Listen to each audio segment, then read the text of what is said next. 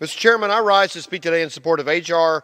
1635, the Empowering Students Through Enhanced Financial Counseling Act, which I introduced earlier this Congress with my friend Congresswoman Susan Bonamici of Oregon. As the school year begins, high school seniors across the country are trying to figure out their next steps. Many of these students will ultimately decide to attend a traditional four-year university or community college program. Parents and students know too well that the cost of college tuition has climbed dramatically over the last decade, and know that many families are worried about how to afford a college education. As college tuition has risen, student loan debt has surged to more than $1.4 trillion, surpassing both national auto loan debt and credit card debt. This should be of a concern to everyone, not only to those with loan debt to their names. Many borrowers are entering the workforce with overwhelming debt that will play a role not only in their own lives, but in the health of the American economy as a whole. Student loans can, of course, play a positive role in helping students attend college when they borrow mindfully and responsibly. Unfortunately, many students enter into binding loan contracts with their respective universities without fully appreciating the gravity of the financial decision they are making and the consequences it can have on their futures.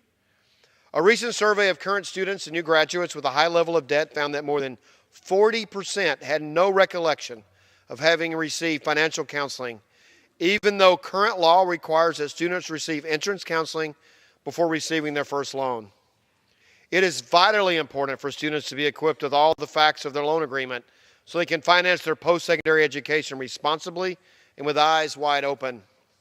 The Empowering Students Through Enhanced Financial Counseling Act is designed to improve financial aid counseling for students receiving a Pell Grant or a federal loan.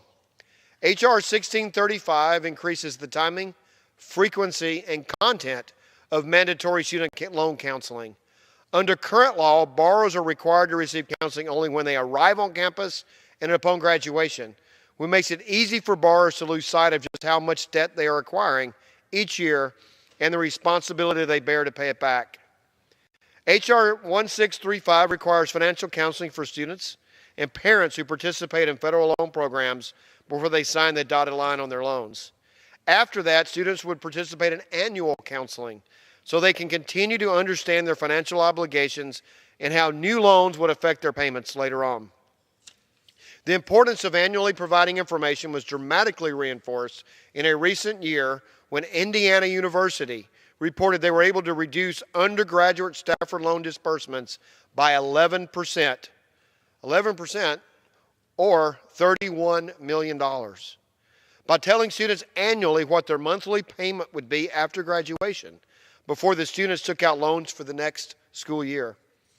This was more than a five-fold decrease in outlays compared to public schools nationally. In addition to making the counseling an annual event, this bill would require the counseling to include recommendations to students to pursue all available grant, work study, and scholarship assistance prior to taking out loans, as well as provide them with information about the differences between federal and private loans in bankruptcy. Exit counseling would include the information about the borrower's remaining loan balance, as well as what to anticipate throughout repayment of the loan. The legislation would also require borrowers to affirmatively provide consent each year before receiving additional federal loans, instead of automatically receiving the full offered amount every year. The bill also equips low-income students with enhanced information about the terms and conditions of the Pell Grant program by providing annual financial counseling to all grant recipients. The counseling will include information about the expenses the grant covers, the level of assistance the students are able to receive, and the ways to seek additional assistance in the case of changing financial circumstances. Under current law, Pell Grant recipients are not required to receive any counseling. This bipartisan legislation will help America's students and families borrow responsibly and understand their aid package better so that new graduates have the very best chance of success upon graduation. And Mr. Chairman, with that, I reserve the balance of my time.